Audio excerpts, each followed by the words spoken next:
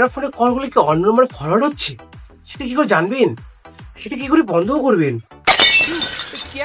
তো বন্ধুরা, ধরেন আপনি রাস্তাতে যাচ্ছেন, তখন একটা ছেলে এসে আপনাকে বললো, দাদা দাদা এটা ফোনটা দিব, আমি একজনকে কল করবো, আমরা তো ভারতীয়, মনে মানে সবাইকে ভালোবাসি।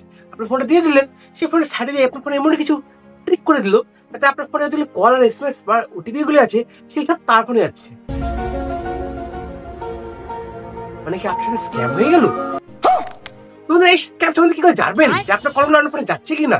সেটা কি করে নিজের ফোন থেকেই বন্ধ করবেন?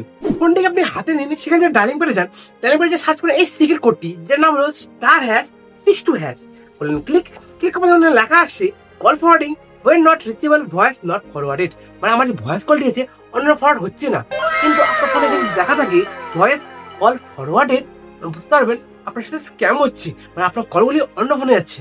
প্লিজ আমাকে ক্ষমা করে দাও। তো বন্ধুরা, এখন জেনে গেলেন যে আপনার কলটি ফরওয়ার্ড হচ্ছে, এটা থেকে বাঁচবেন কি করে? চলো ভাই, তোমরা এই সিক্রেট কোডটি হলো #21# করে অ্যাপ্লাই করা যখন লেখা আছে নিজেই কল ফরওয়ার্ডিং আনকন্ডিশনালি এর সাকসেসফুলি। মানে কথার কথা, যদি আপনার ফোনটি অন্য ফোনে ফরওয়ার্ডিং হচ্ছিল, আপনার কলগুলো বা মেসেজগুলি, তো এটি অ্যাপ্লাই করার পর পুরোপুরি ইরেজ হয়ে যাবে, মানে আপনার কল আর এসএমএস অন্য কাছে যাবে না।